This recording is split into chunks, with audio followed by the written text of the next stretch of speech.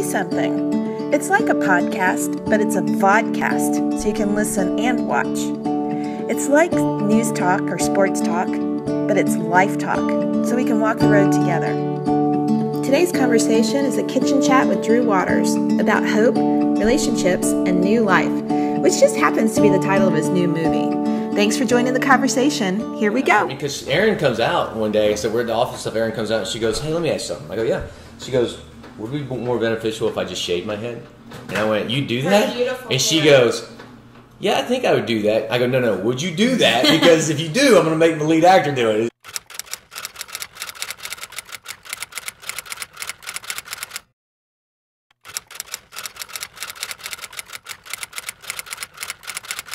So, "Would you do that?" And she goes, "I would do that." And I go, "Okay." And so one of our, and it was so beautiful because it's natural. And she wasn't just shaving her head to make a point. She wanted to. Her position was, I want to shave my head because these women don't have the option that are going through cancer and everything else. So they lose their hair, and I don't want to play like that and lose my hair. She goes, "I want to feel it." She goes, "I wanted to be. I wanted to understand truly what it was about." And in her performances. To me, I'm biased and stuff, but I think the chemistry between the two of them was the most important thing for me to portray, because you wanted to have a love story based off of just honesty and trust that you believed, but you wanted to have a love story that was wrapped around positive moments, going into the darkness, coming out the other side with hope. And we didn't want to dummy it up for Christians. We wanted to make the elements within the story, and if you're a Christian, you're watching it, you're going, "Oh, I see this beautiful love story here, and I see this, I see God's hand in it and stuff." And then the other aspect of it, I didn't want to alienate anybody, because I'm a Christian, but I don't like necessarily being preached to. I like to think about it and ask questions, and I know a lot of people like that. Like the preaching at, or the thinking about it and asking questions? Thinking about it and asking questions. I mean, for me, that's my approach to learning. It humanizes it. Doesn't dummy it down. And so, I mean, truthfully, we didn't make a true Christian movie. We made a mainstream movie for everybody to watch, where it wouldn't alienate anybody. But if you are a Christian, you see the message and you get everything out of it. And if you're not alienated. You might go off and ask a couple questions about it and start learning more and more and more. Nice. And that's how I became to God. And on a movie set, I always consider myself a Christian, but on a movie set, Redemption of Henry Myers, I had a salvation scene, and it challenged me to be honest about something that I was up to that point was not honest about, and that was just me, and so I was around a fire pit asking questions and asking, how do you do that, and on the movie set, and again, I've always thought myself as a Christian and everything else, but the whole thing for me was, how do you relinquish it all? How do you just give it all up? How do you trust that big? And I never did that. And so I carried a lot of burden, a lot of heavy, weight around on me and stuff like that. And the day that it happened, the night before I went up, I was challenged, just find the truth in it. And I went up, I rewrote the script in that scene, and I came back and I said, "I don't want to do it the way you wrote it. I want to do it this way. Can I do this?" And they looked at it and said, "Okay, let's give it a shot." And so when I hit my knees, I hit it for myself. And I kid you not, I get chills. It's giving me chills. I'm like, oh my gosh. But I mean, honest to God, to this day, it was like all the weight the world was lifted off my shoulders. And it was just so simple but the world was lifted off my shoulders, and I could not stand up. I mean, I sat there and cried for almost an hour and a half. I kid you not. It was for me, not for the camera. It was for me, and ever since then, I still have my struggles, and but they don't bother me as much, and I'm not weary or worn out and worn down by all the stress that's around me. I just, when I have those hard moments, I remember that moment right there, and I remember that He took me and took it all away, and I still get chills about it. Every single day. It's my life has been that way. So, how long ago was that? 2012. Wow, that's when that happened for me. Yeah. That's so cool. Okay, so you said something. You said that the truth. Tell me again. To find the truth within what you're searching, and something that, I mean, because honestly, I'm sitting there, I go, how do you take something that's somebody else's words and make it feel truthful and honest? Because it's a salvation scene. It's supposed to be a very honest. So how do you do that when it's supposed to be so personal and honest incredible. between you, and it's a personal thing in your life. How do you do that and not make it commercialized and make it feel like it's not? And that's what they said. They said, why don't you just find the truth in it then? And I had to challenge myself. Could I be that truthful? And it is probably the most honest Was I've it ever scary? done in my life. Were you like, I was scared to death. what did I get myself into? No, but it wasn't for the camera. It wasn't about anything No, else. I mean, but It just was that you moment. would have to come to that moment face yourself. Yeah. Like somebody, because Yeah. it would be a little unnerving. Kind of like, Like, can I face Yeah, this and find I- it to be true? I don't Can know. I find it to be Well, true? it sounds like you owned Yeah. it. It wasn't just truth; it was your truth, and so it was super vulnerable. I think that's what it was, though. Yeah. It was the scary side of it was, could I actually go through with it? Because Yeah. it will be on camera. It will be something that's very Yeah, personal no to me and kidding. stuff. But can I actually go through with it? But once we started, I never looked back. And once it was done, I didn't know what happened. But I could tell you Something happened. I can tell Yeah. you, I've never felt so clean and pure I and love that. just relieved of everything.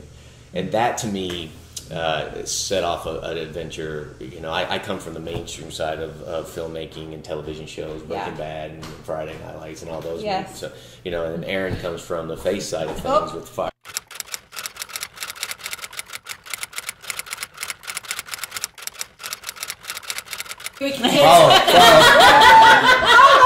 and there's my children again. They're like, Mom! Oh, well. Yeah. Yes. And so we realized leaving there that we had the same idea, and I told her about New Life. At the time, it was called Nouvelle Vie. It was a short I created. Oh, because it was, and how did you name it? It was French, right? Yeah, Nouvelle Vie. Yeah. And so you created the short. So I created a short out of a very personal place in my life. Do you have a friend that suffered from cancer? Or? My grandfather died of a broken heart. And my grandfather was my best friend. And so when he passed away, he outlived two loves of his life. Wow. And I can't imagine. Oh, my word. I think about that. I can't imagine being a person that goes through it once at a young age, because my grandmother died when she was 46. Right. And I can't imagine going through life at a young age, losing the love of your life, and then finding a new love later on in life to finish out your life with, but just to lose her again before it's time. And when she passed, he gave up, and he was my best friend. And so when he gave up on so many people that still needed him in their lives, and I was one of them. And I can understand the heartache and stuff, but I struggled with it.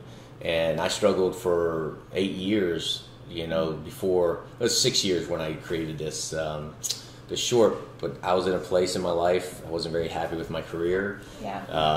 I wasn't I never grieved over him. I still struggled with trying to understand it. And I went and I ran away. I went to actually Santa Barbara, wine country, and found a bed and breakfast. And I remember sitting there over the weekend just trying to figure out my life. And I go, you know what? I want to go to Cannes. That's what I need to do. I need to get out of here, go to Cannes, and make something that's moving, that can touch people and help people. And I said, okay, what wins Cannes? I said, it's the emotional truth that Europeans usually put out in film and stuff with a little bit of American flair. And I said, okay, what affects me the most? And it was my grandfather. And I kid you not, I sat there and in my mind created a visual of a short that came into a bathroom. You hear water running, and you see a foot turn the faucet off, and then the camera sits down and it shows two sets of feet like this. And it flashes back to a 6 and 7 year old running around sprinklers and laughing and playing, and then it comes back into the knees and it shows 11, 12-year-olds swinging on swings. Yeah. And you hear their dialogue, but it's shallow, Right. and it's just like this beautiful musical dance throughout, all the way leading up to Grown Up. And they're closed and everything, Right. but Grown Up, and you see that the man brought his wife home to die.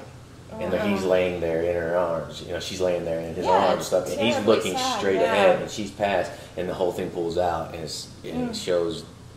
At that point, you can make a decision: either you quit as well, Right. or you decide to move on and make new memories and new moments, and allow the memory of that person to live on within those. Right. Wow, it's beautiful. And so that's how Nouvelle Vie came about. That, oh my gosh, it's gut-wrenching even listening to you talk about it. Right. It's even more okay, the filming of it is so beautiful. It's brutal. Aww. It is, just FYI. It's hopeful. No, but it's no, it is full of hope, and that's what I love about it, because life on this earth involves suffering, and I loved the way that you just fully embraced it. You embraced relationship, and you embraced life, which includes suffering and heartache and absolute sickness and death and heartbreak. And what do? Do you just stop? And therein lies the hard part. And I think without hope, how do you keep going? And so it's really beautiful how you filmed it. And it's like a magical. I mean, you really do feel like you're going into this world and out, and it's beautiful. The cinematography I just thought was fantastic. Thank you. It was terrific. We, it was important for me.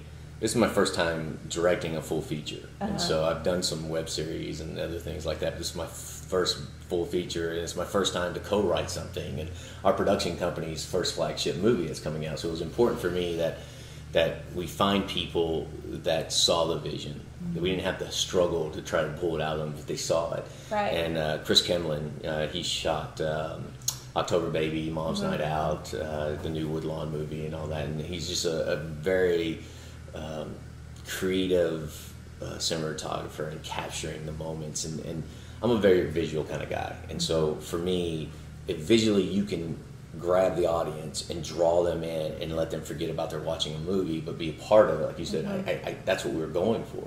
And so we teamed up to bring this alive. And you know, when we were writing it, it was, okay, well, if Ava said this, well, Ben would say this. You know, it'd be back and forth. It'd just be a collaboration. And a lot of people touched this script. I mean, we sent it out to script doctors. We had 2 writers before we took it over to finish it out and stuff that kind of gave us the bones of everything. And so a lot of people touched this script out of the idea of what I wanted. And then when we went into production, I'm ex-military, so I'm part of an organization called Wish for Our Heroes, and there's family that is a big military supporter, and we're all ex-military people. I mean, when I say it's an organization, it's a not true nonprofit in the sense that we don't get paid. There's no administration or anything else, and 98% of all the proceeds that come in goes back to grant wishes for military families and soldiers and things like that. And this family took a liking in it, and so they throw these big charity events in Winona Lake, Indiana, and I never knew existed, you know. But it is truly. Heather is from Indiana. I Really? Yes. represent. I'm Cincinnati, Ohio. Oh, I was born in Akron. Yeah, I moved when I was 4 years old in Texas, so that's really all I know. But so see, he's still a Texan, so we'll claim it. I got a little piece of it. A little Midwest, it sticks. But yeah, we shot it. The first year I went, I just fell in love with the town and the people. And then the second year I went, I told Erin, I said, I think I got the perfect setting for this movie. And it was a hard push because Indiana doesn't have a tax incentive to shoot a movie in. Oh, and you know, but when I say the story was bigger than any of us, I say that the town, when I created the story, before we had the butterfly, before the butterfly is kind of like our major logo of the whole thing and everything else, before we had the butterfly and everything else, there's a group of ladies in this town that would pray about butterflies in a film, and they didn't know what they were talking about, what they were praying. I swear, it blew my mind. I had no clue, but they would literally pray about it. And when we showed up, I mean, the town was open arms and stuff, and the reason why we were able to shoot there is because our investors, you know, had a big part of the town, and they allowed us to bring it here without worrying about anything else. But it was already supposed to be there before we even knew it was supposed to be there. That had to have been humbling. It was surreal. Affirming. Very affirming, but very surreal in some sense, because you're like, how's this possible? What? And that way you just knew. You just knew it was a perfect connection. And hopefully when you watch the movie and stuff, that you really, it doesn't feel like a Leave It to Beaver. You know, I didn't want it to be too Disney, too, I don't think it gives off. I just wanted to have that nice real feel and that vibe of just a small, you know, middle America. I think what drew me in with the realness was the very opening scene where you're going through the house and the bathroom counter. It's like, oh, it's like our bathroom counter. That was the second that I was drawn into the story. Those details that you were saying, that he has an eye for the real life, that it wasn't all perfectly situated, and then all their conversations about him leaving wet towels on the bed, that we can relate to. These aren't like sweet, happy couples that have no problems. I mean, they have their own little struggles, or him working too much, and that, I felt like it had enough pieces in it that I could enter into the story. It definitely did, and I think it was probably hard.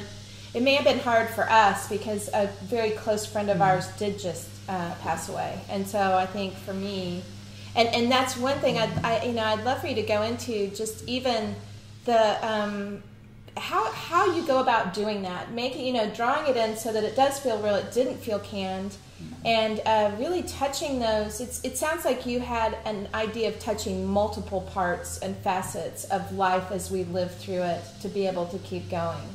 Well, and that's one of the.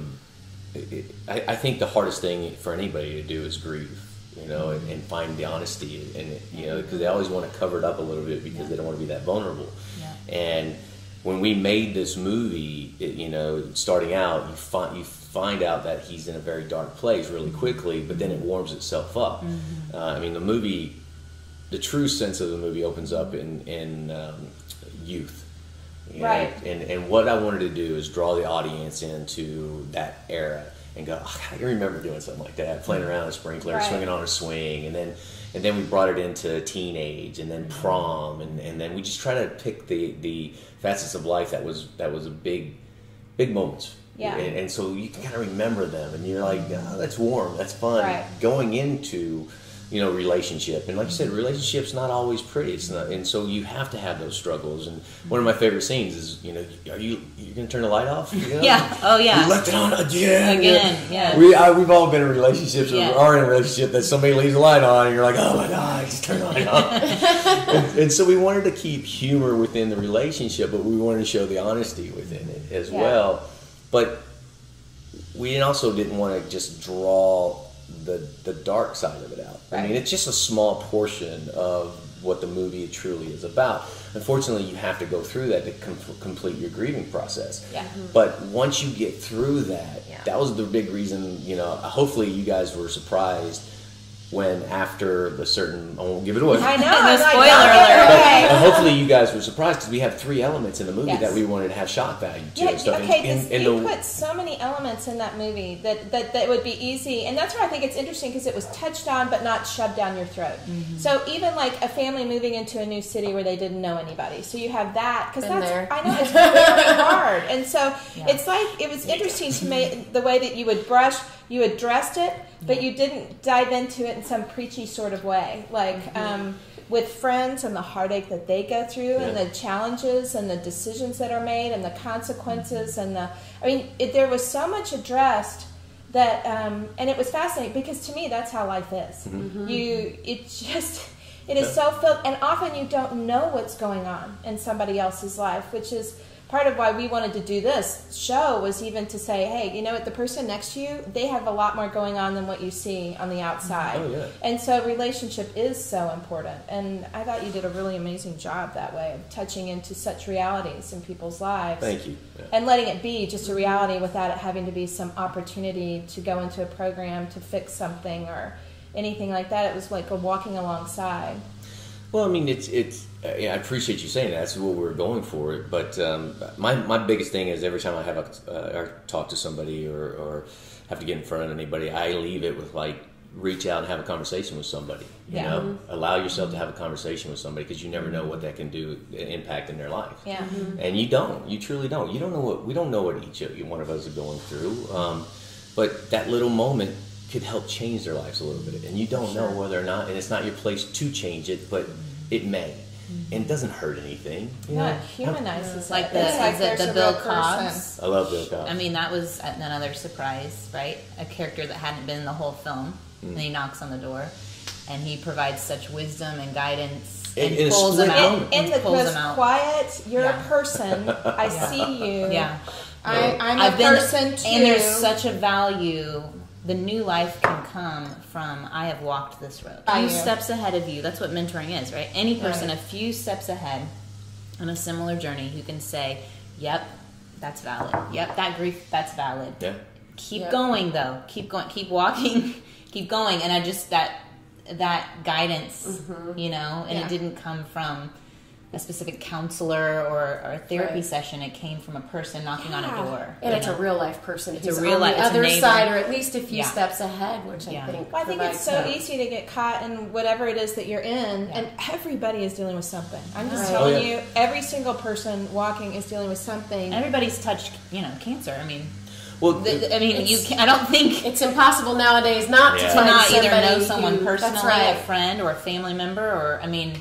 Well, I tell you, the biggest part of this movie was it's not based off of cancer. It's not at all. We don't give anything a name or anything like that. It's based off what you just said. Yeah. Everybody's going through something, and we don't know their struggles within it. We don't know how deep it goes with them or how far it affects them. But what we wanted to do is, no matter what you're going through, no matter what you're struggling with, there's always hope. I mean, Bill Cobb's, I love this man. I've worked with him on another movie and stuff, and this man, he's the voice that you give him a phone book and he can read and you go, sorry. But I sent it to him, and I said, Bill, I want you to read my script, and I said, I want you to take a look at this character, and I said, I want to tell you why. I said, I think you're the guy for this because you'll draw the audience in. And he said, okay. And he said, Drew, I read the script, I like it, but let's go to lunch. And I took him to lunch. I love it. Me and Erin took him to lunch. Even better. Listen, me and Erin took him to lunch, and he goes, do I have to say so many words? And I go, really? Now this is an actor asking to pull his words back. That never happens. That's maturity. Ever. But he saw the impact in it and stuff. And so we looked at it and we're like, yeah, that'd be beautiful. And less is more. And the movie is all about less is more. I mean, just sitting side by side. They sit side by side on the bench. Yeah. That visual, the imagery. You got that he went side by side on a bench. You got that he went through some struggles in his life. Yeah. You understood that in a very minimal, minimal yet powerful. Powerful, thank you. And intimate. Yeah. It was, Thank you. I mean, because that to me is what we were going for. And plus we had, 90 minutes to tell a full, 30-year span. A lifetime. Yeah, that was... well, there's a lot at the end. I felt like there was a lot at the end. I'm curious to know, since this is your first full-length feature film from a couple of different aspects, and since you covered so many different facets of life, at the end of it, when you kind of look at this is your first big, full, real baby, right? Yeah. What are you most proud of? That overall, we captured the response that we were going for. Because that was, for me, it was the hardest thing when we were writing it and producing it. Going into the director side was being able to step away, trust my actors to do it, and understand that I knew the full story. I knew where I wanted to start, I knew where I wanted to end up, and the points I wanted to hit. But when I started watching it, I mean, I felt, okay, we could potentially be getting too deep into the sorrow side and stuff, and so we made a lot of changes. I went back and shot the ending again, and it had a different ending on it. I just didn't want it to end that way because that wasn't the meaning of the story. I think for me is to step away from it. I'm proud that I never had an ego to where, nope, this is where it's going to be, this is it. I kept an open mind, and I listened to people and people that I trusted, and I allowed myself to be accepted of what they were saying, in a positive way, and then made my choices from there. And at the end of the day, the response that we were going for was hope. And so far, knock on wood, hopefully you guys felt the same thing. It was like the movie leaves you with hope. I mean, you have to go through things, but it leaves you with hope. And you're going to go through things. It's just going to happen. Well, I loved a conversation that we have in our house about the age of 12, but for sure 13 is the PG-13 conversation. Yeah. Which, how old is your oldest? He's 11. I mean, it's almost as yet. if on cue. And these words come, well, it's rated PG-13, why can't I go see it? And I'm sort of like, your dad and I are not going to see this PG-13 because of XYZ. And I know this is sort of the beginning of your effort to put forth entertainment that a family can actually watch together. Thank you. No, it means a lot to us too. I mean, we have a facet of films that we want to do, and we have a book. It's Blood by You. It's a U.S. Today bestselling author, Karen Young, and it's a suspenseful thriller. And so, and she's a Christian writer, and so the platform of this book or the script was already there. Mm-hmm. But how do we keep it into a film without making it too vanilla or audience right. Yeah. Well, it's to us, why do you have to show all the gratuitous sex, violence, and language? Right. Why do you have to? It's shock value. Yeah, why do you have to? Do you feel like do you feel like in your industry that's sort of a given, and if you don't, you're ostracized? It's an easy way out of not making the script work well. Okay. And so if I throw in, you have to be more creative. Yeah, it's lesser creative, really, and stuff. Well, you have to be more creative to not use those tactics. Yes. I mean, if you start with a great script, our Argentum Entertainment, our whole slogan is we're taking the except fors out of the movie and we're just getting back to good storytelling. Okay, so say that again. Say the name of your production company again. So Argentum Entertainment, Argentum. And Argentum means the purest form of silver. So when you get silver to the purest place that it can be, it's Argentum. Okay. And that's all we wanted to do. And the silver screen back in the old days. All right, good. And so Argentum Entertainment is based off just getting back to good storytelling. Yeah. Right. Let's get the fluff out, and I hope you guys felt this way. It's not sugar-coated, it's not blast. It's like you can have great storytelling without that, that still gets across the message of real life. I mean, it doesn't always have to be laced with things that could be offensive. And I'm not trying to be a Pollyanna, but we have a large age range in our house, and we do like doing things. Everybody enjoys that. Every family enjoys being together. And so to be able to have something you can do together and actually go to the movie and see it and it not necessarily be animated is really the fact that it requires good storytelling. And the script, it is so important because I think as a parent, it's not just about spending that 90 minutes or 2 hours with your kids. I'm not looking to just share that one block of time. I'm looking to create a memory. And I'm really looking to create great dinner table conversation for the next several days or even a year later where we can look back and say, hey, remember when we watched that movie, or remember what we learned from that movie? Because a great story is going to stick with you, and I want it to be memorable, and I want it to be able to be a teachable moment with my family. So the script is so important. Skip all that gratuitous stuff. Well, and that's our goal. I mean, it's for our future projects that you're going to see from us in Argentum is just good quality storytelling. I'm not saying we're going to wipe every bit of it out because that's not what we're asking for. Right. It's if just it needs life doesn't have all of it wiped out, right? No, but even in New Life, there's this a romantic scene where she puts on the blue wig, right? And you know what they're about to do, right? So you didn't take that out, but if they're married. So there's a message for my kids subtly, and they're enjoying being together, which is a message subtly that as Christians we're like, don't do it, and then when you do, don't enjoy it. It's like, well, they're having a great time and they're enjoying each other. That's a message that you showed without being kind of yucky. Well, we just got our MPA rating, and we thought for sure it was going to be PG-13 because of what the content's about. The overall theme of it and stuff. But they gave us a PG. Oh, they did. That's great. And we would still say, for younger children, like Paige, our little actress and stuff, she's 7 now. And we were at a festival and we screened it and she was up on a panel talking about it and she started crying. She didn't really understand what the movie was about until that moment. And I was worried for her because I was like, so I would still say for me, it is a lot of weight. I think there's a little section in there that may be a little young for like 8 to, or younger and stuff. I think at like 9 and up, I think everybody understands it and gets that. And it's good and it's healthy to start opening your eyes to that because we're all going to face it sooner or later, and we're going to have struggles in our lives that we're going to face and hardship in our life that we're going to face.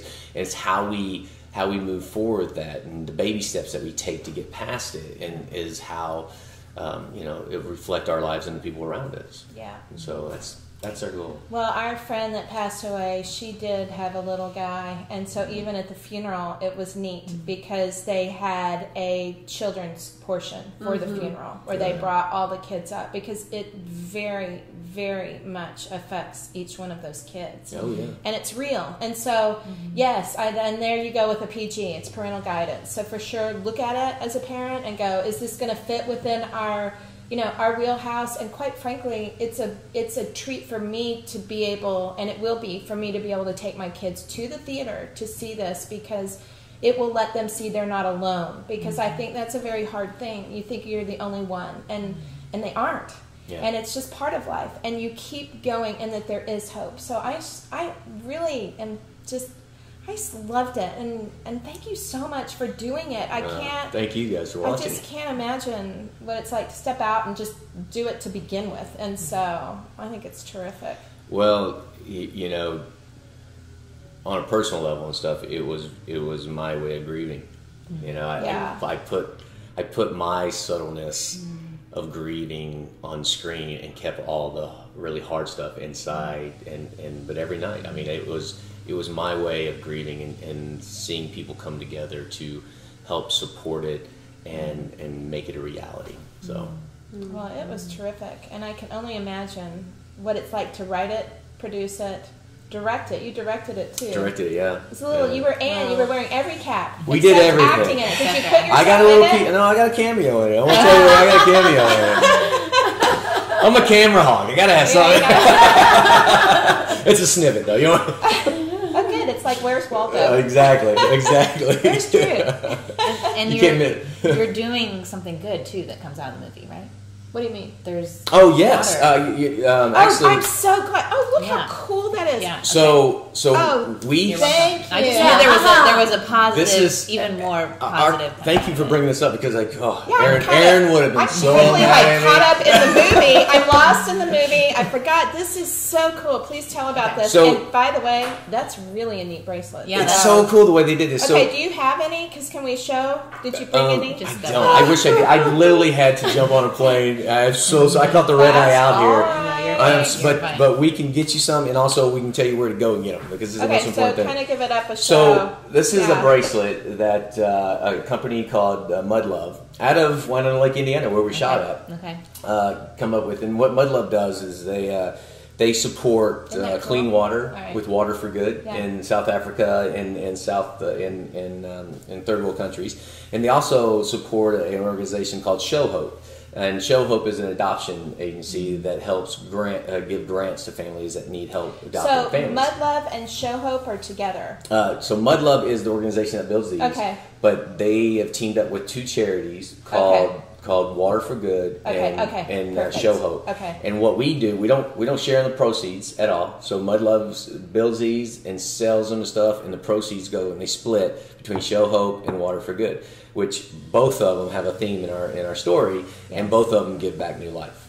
And so it's a perfect fit for us to show a positive return to what we want to accomplish. And you can go on our website, newlifethemovie.com, and you'll see Mud Love, right? And you just click on it, and it'll take you to all the lists. We have coffee cups and everything else that they're selling as well. But it's just something that we're so proud of, because as a company, we've always wanted to give back. So pretty much all our movies that we do are going to have some attachment to a nonprofit to help further, and give back instead of just take. Yeah, that's we're excited about these, and they're nice and cool. They are. It actually is very hipster. Well, I know. I mean, it's a little. And hope is, I feel like, the word that you've used the most during our time today talking. So, from your perspective, why do you think hope is so important? Well, I think without it, you don't really. I tend to live in the positive side of life than the negative side of life, and I think without hope, a lot of the negative comes in. And I think that for me, hope is a positive step, and as long as you have that hope, I mean, whether or not you're a Christian or you're not a Christian, if you're not a Christian stuff, as long as you have hope, you don't have to necessarily believe right now, but as long as you just have hope that there's something bigger than just you, then you might find somebody like you to have a conversation with them, and that hope can turn into reality and belief. You know, so with hope, there's always more steps forward in a positive direction, as long as you continue to have it. Yeah, well, thank you so much for coming. What a treat. Ah, it's my treat. Thank you. Anyway. It's the best cup of coffee I've had in a long time. It's by Keurig, our fake sponsor. Keurig. We always have a fake sponsor. Just saying, And the you get a chance to sit in this chair, ask for the coffee. All right. Thanks for joining the conversation. Nice. Thank you, ladies, very much. Thank It's been a joy. You're so nice to come. Are you kidding me?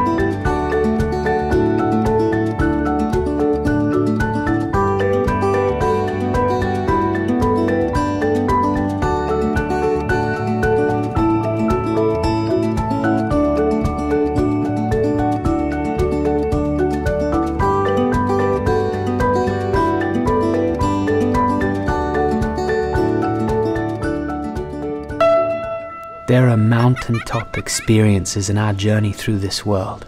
What's your name? Ben. Well, my name's Ava Joy Kennedy. Definitely. It's just us. Just us is okay. I can't believe you did this. Are we? Yeah, we're gonna. Your life is about to get so complicated. But there are also those strange times when things do not add up or make sense. You have my wife, Morton, Ava Morton. Ava! I'm not gonna accept that! We are not gonna accept that! But it's all the moments, Nobody can tell you how to get over that.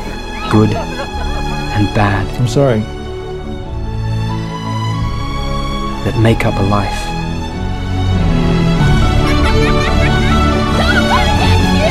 How much do you love me? Benjamin Morton, I love you very much. This isn't working, Ben! What are you saying? You don't care about us like you used to!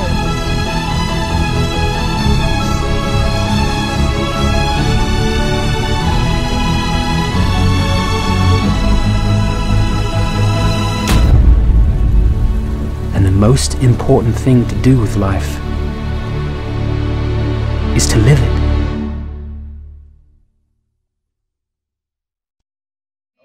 I want you to be able to read it.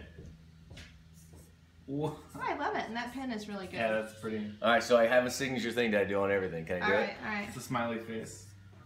Oh, that's so cute. Oh my gosh. Keep smiling. I love it. Nice. Okay, so come this way a little bit so you don't have to see my closet. All right, so we want two truths and a lie, and then we're gonna guess. My gosh, 2 truths and a lie. It's hard, isn't Well, it? it's very hard for me to lie, so I don't know. There's the first truth. And, Oh my gosh.